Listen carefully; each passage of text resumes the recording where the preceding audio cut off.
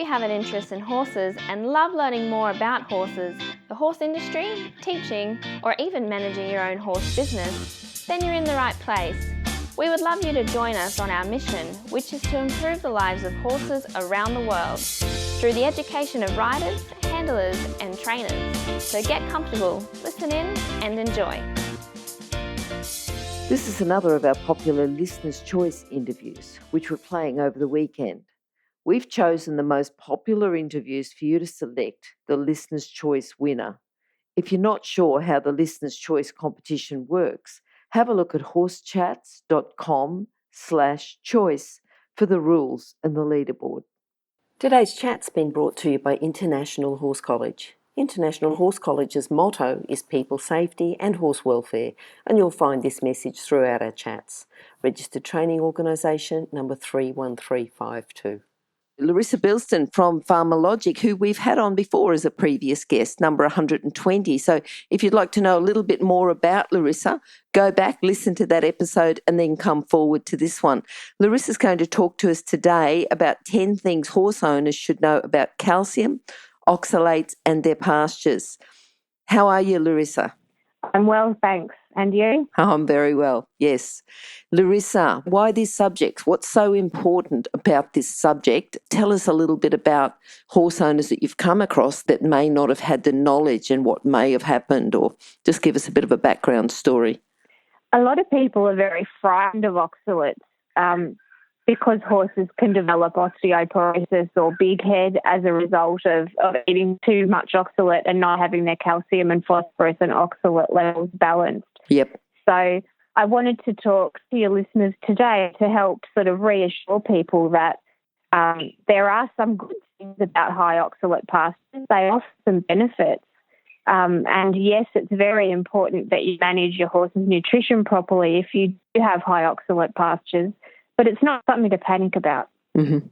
All right, well, that's good. Let's talk about it then. So the first thing we're going to talk about is whereabouts in Australia, because most of our listeners are from Australia, but gee, we're getting a bigger range from around the world. I can't remember how many different countries we're in now, but, you know, there's sort of look at the map and there's quite a few different places. So we'll talk about where in Australia high oxalate grasses grow, and you might also give us a bit of a tip where other people can find out just information about grasses in their local area. So what's that? Where do they grow within Australia? So most of the species that are high oxalate have evolved in tropical or subtropical regions. So around the world and in Australia, you can expect to find a mixture of high oxalate and low oxalate grass species in areas where horses are kept. Having said that, kikuyu is a high oxalate grass and it's very, very widespread. It's been used as a lawn grass, and it extends right down into our tropical zone, into our temperate zone. So along the coast, the entire eastern coast of Australia certainly has a lot of kikuyu in horse paddocks. A lot of ex-dairy country is likely to have kikuyu. Right down even into Tasmania and the north of the North Island of New Zealand. So whilst high oxalate grasses tend to be an issue for the people in the north, you do need to be conscious of whether or not you've got kikuyu, even if you're living down the coast somewhere or even in the southern states.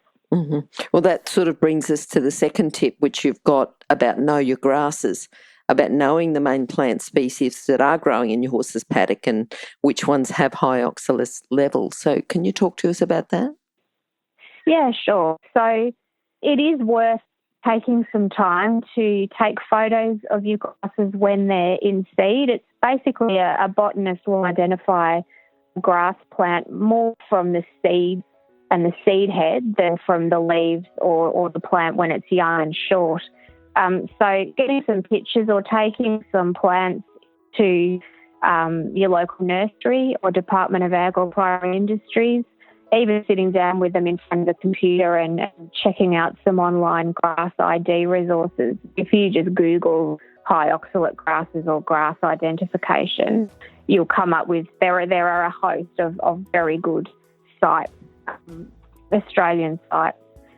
So the kinds of grasses that you're on the lookout for that are high oxalate are are things like Soteria. Soteria is often has often been sown cattle.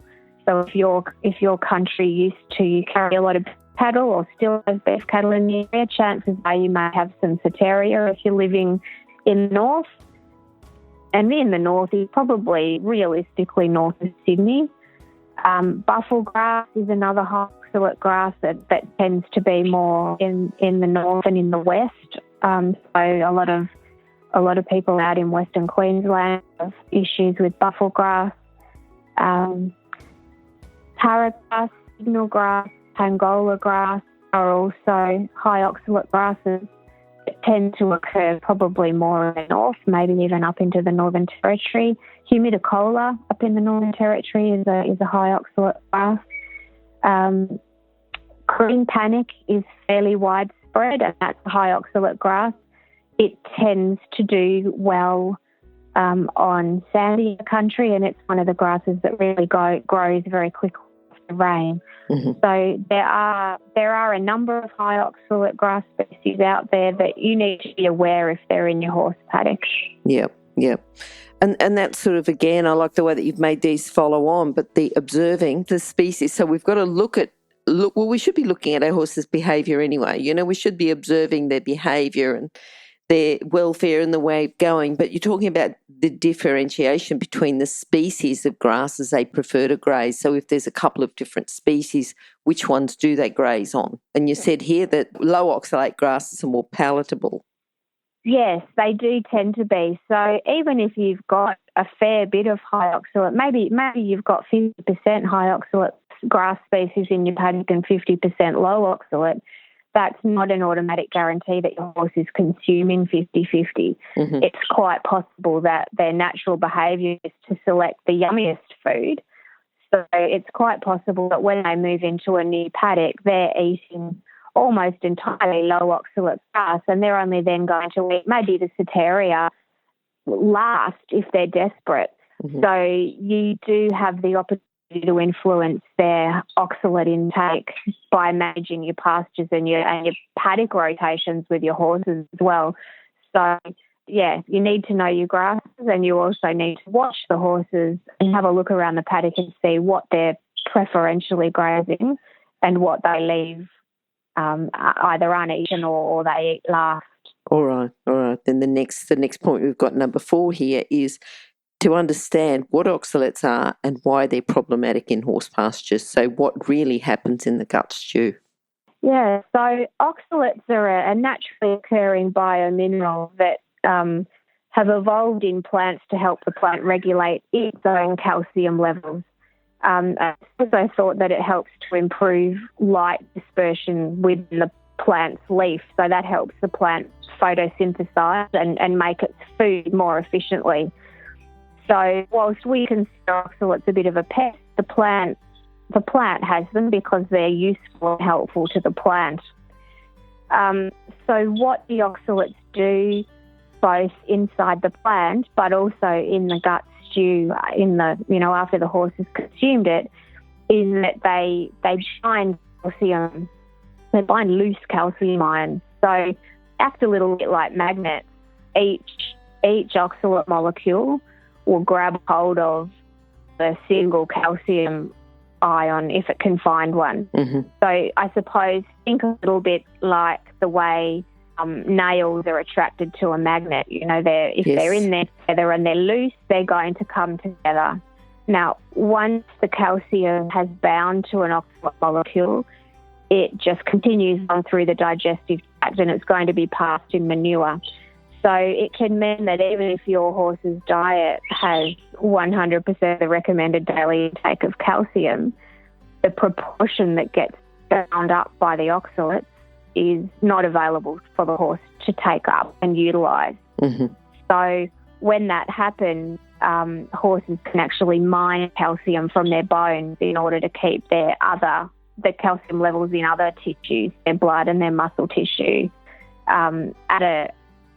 it's a very highly regulated level. Blood has to have a certain amount of calcium in it, so it will pull it, preferably it will pull it from the gut Yep. But if it's not available, if there's not enough calcium coming into the bloodstream from the gut, it will mine the bones, and that leads to weak and brittle bones. So effectively what your horse is getting is osteoporosis. Okay. And the condition is commonly referred to as big head disease. The vets sometimes call it nutritional secondary hyperparathyroidism, if you can wrap your tongue around that. But horses can have this condition, this big head condition, without having the swollen facial bones that we tend to associate with the disease. Okay. How can we recognise it? I mean, because if a horse has got, just the signs of big head, how do we know when our horse needs that extra calcium before we even get to that stage? Can we test, or how do we know that? That's a difficult problem. The vets do have trouble offering it as a definitive diagnosis. Mm-hmm. They can measure hormone levels, but that won't necessarily pick up the problem, depending on how far down the track the disease has progressed. So there are lots of signs to look for: a shifting lameness, a dull coat. They're not easy signs to pinpoint. So I guess it means that the responsibility comes to us as owners.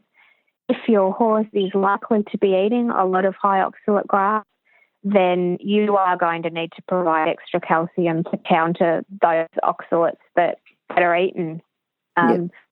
Something else to bear in mind is that the amount of oxalate that your horse is eating can change over times of the year. So we've already talked about how they may not be choosing to eat high oxalate grasses, but if they do, the levels of oxalates in those grasses will vary depending on how old and mature the plant is, so what its stage of growth is, as well as any plant stress levels.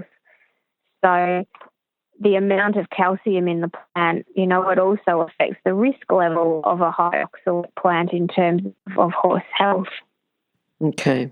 So it's not simple, it's not straightforward, and I think that's probably a part of the reason why we get so concerned about it. So if we talk about the calcium supplements, then we move on to that. I know you've got an interesting fact about some scientific studies. You want to talk about that? Yeah, there's a bit of a myth abounding at the moment that horses have to have chelated calcium to avoid big head. But my fact is that scientists have known since the early 1980s, and probably at least a decade earlier, that if you feed inorganic sources of calcium, you can successfully prevent and control big head disease in horses grazing high oxalate pastures. A lot of the work in this area was conducted by Mackenzie and his colleagues in Queensland in Australia. So the basis of their work is that, first of all, we feed the oxalates that the horse is consuming. So we're going to feed calcium to the oxalates to shut them up and keep them quiet. They can have their calcium pass through the gut, and we'll just ignore those. And then we put enough calcium into the diet for the horse to utilise so that it can be absorbed into the blood and go around and do its thing. Okay. So, you'll sometimes hear that horses who were fed an inorganic source of calcium, like limestone, still develop big head, but you don't ever really get told were they having enough lime. It takes a lot of white powder, whether it's limestone, an inorganic calcium, or whether it's an organic chelated calcium. It just takes a lot of white powder to go into a horse to counter the oxalate levels for a horse who is on basically just a pasture diet. When they're eating a lot of hard feed, when they're being fed low oxalate hay, that has an impact, obviously, on the amount of oxalate that they consume. Okay. Now the chelated forms of calcium, are they 100% absorbed or not?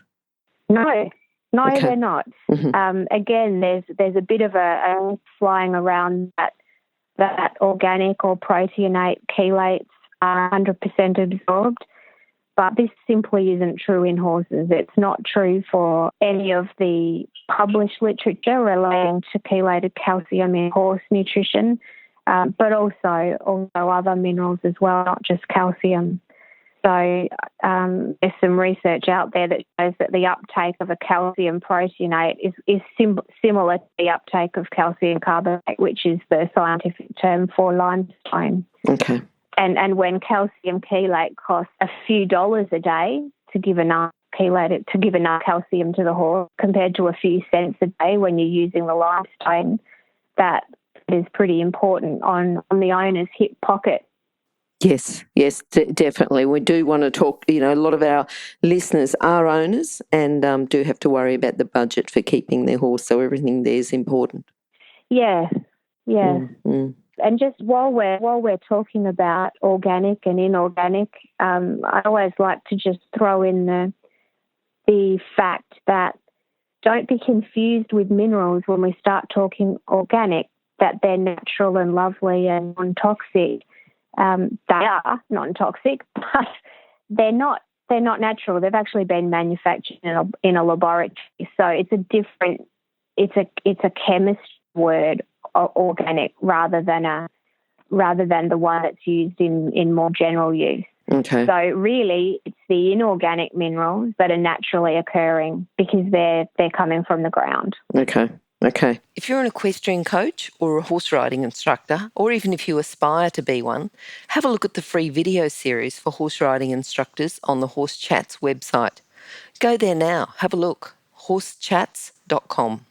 Now, calcium source, which one should we choose then? Yeah, okay. So the problem that we're really facing here is how are we going to get this grass-fed horse to eat a whole lot of white powder so that we're able to provide enough calcium to keep the horse healthy when it's consuming oxalates. It's difficult no matter which way you go.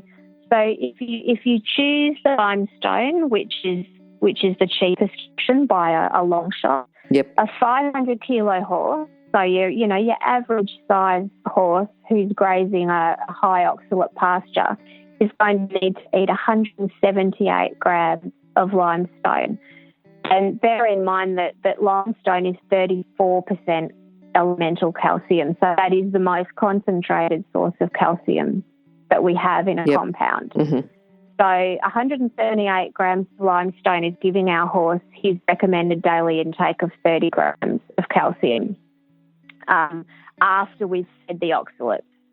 So because the oxalates are able to bind the calcium in the limestone, we need to, first of all, have an estimate of just how much oxalate is being eaten by the horse each day, put in enough calcium so that the oxalate can bind the calcium and pass it through, and then add enough extra limestone to feed the horse.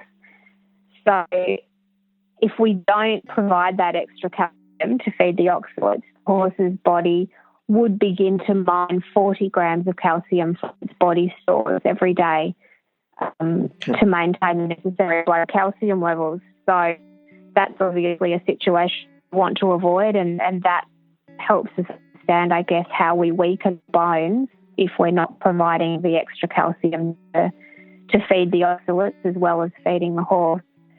Now, if we chose to use DCP, so that's another white powder, that's an inorganic form of calcium, dicalcium phosphate.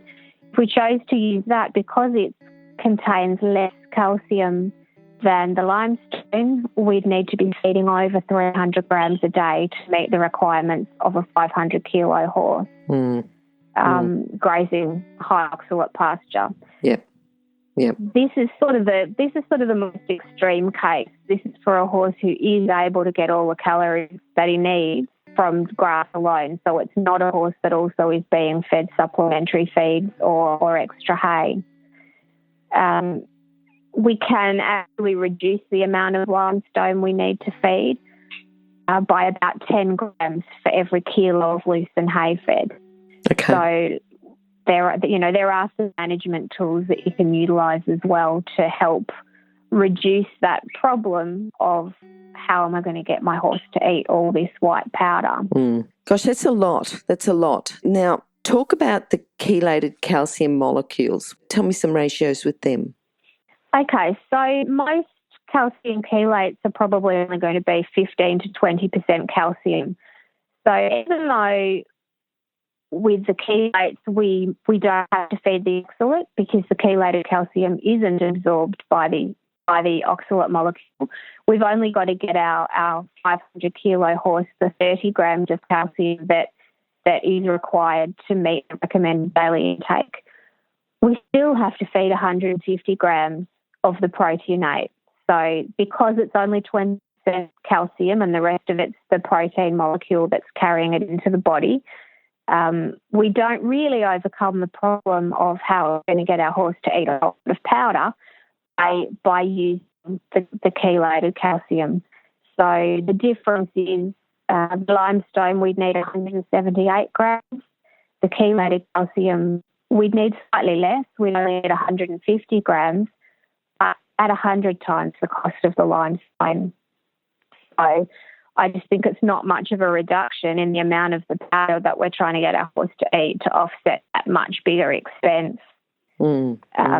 Having said that, most big head supplements or, supplements designed for horses grazing high oxalate pastures do contain a bit of a combination. So most of them will be mainly inorganic mineral salts, like limestone, so your calcium carbonate, possibly some DCP, and then some of them also incorporate a calcium chelate so that the product, it's biologically effective, but it's also affordable. Okay. So, because that's quite a lot to take in. If we know a little bit about big head and making sure that the horses have got a balanced diet, but if we're going to talk about the key management practices to minimise the oxalates and the calcium supplements coming into contact with each other, what would they be? So another way we can reduce how much powder we need to feed is to utilise management practices so that we stop the supplements coming into contact with the oxalate.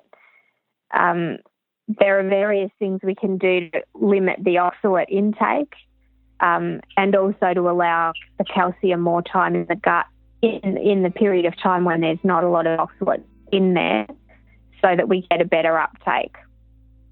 So we can do things like, to reduce the amount of oxalate that the horse eats. If we provide some hard feed to that horse, because he's pretty much only going to eat 2% of body weight per day, the more hard feed that's fed, the less grass is going to be eaten. Also, the more low oxalate alternative forage that we can provide, I guess that's normal to be in the case of hay, the less grass the horse is going to eat. So both hay and grass can be used to reduce the amount of grazing.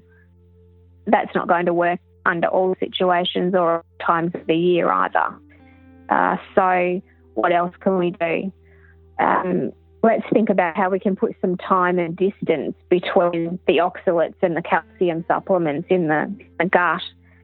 If you've got enough time, or you can organise your life so that you can bring your horse into a yard that doesn't have any high oxalate grass into it, sort of half an hour to an hour before feeding, and provide some low oxalate hay while they're waiting for their dinner, then come back out and give the hard feed or provide your calcium supplement after that period of time, and then try to give the horse another half an hour to an hour of eating low oxalate hay before you let them back out onto the pasture.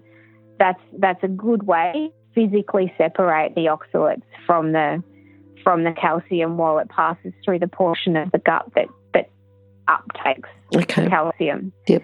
And if you choose lucerne hay as a part of that strategy, so it might not all be lucerne hay, but if they're getting some lucerne hay before and after their calcium supplement, that means that you actually need to feed less calcium supplement as well, because a kilo of lucerne hay is going to contain around about 10 grams of calcium. Okay, that's good to know. So it's that loose and before and after the feed, ideally, isn't it? And it's just a matter of whether you can fit that sort of an arrangement into your life. You need to have the right sort of yards. You need to be able to have the time to bring the horses in and wait for them to eat and then put them back out. But it can make a significant hole in the number of grams of calcium that we need the horses to eat. Right. I think this is one of those ones, Larissa, that, you've provided lots of information there and some of it's just very good management practices. Some of it I might need to just go back and listen to this podcast again just to make sure that I do get all that information correct. Yeah. And I think probably a lot of listeners will too. We all want to look after our horses better and make sure that they are getting the best. And of course, we're all on a budget too, so we want to make sure that we've got that so that we can manage the ratio, the calcium phosphorus ratio, manage their diet, but work on a budget whenever we can. So, yeah, thanks very much for all that information. It's been really good talking to you again. Thank you. I hope it's useful, and I hope everyone can sort of figure out a way that works for them to allow them to utilise their high oxalate grass as well as looking after their horse's health. Now, Larissa, if people would like to contact you again, your contact details will be on horsechats.com/Larissa Bilston or /Larissa Bilston 2. But if you'd like to just say those contact details again, just in case anyone's listening to them right now. Yeah, you can always contact me through the Equine Vitamin website. So that's www.equinevitmin.com. Or through Pharmalogic, so that is FARMALOGIC.info. There'll be a contact form on there, and I'm more than happy to answer questions and help people through this technical minefield, which can be so frightening. It is a technical minefield, but we need experts like you to come along and help us through it. So thanks for offering that. I'm sure people will take advantage of that. So good to talk to you, Larissa. Hopefully we'll catch up with you sometime soon. Thanks, Glenys.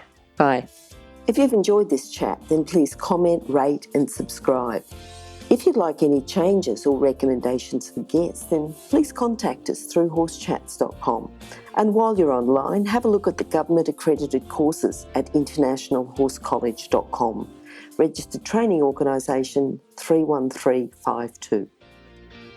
Remember that our comments and instructions are general in nature and do not take into consideration your individual horses or your individual ability and circumstances.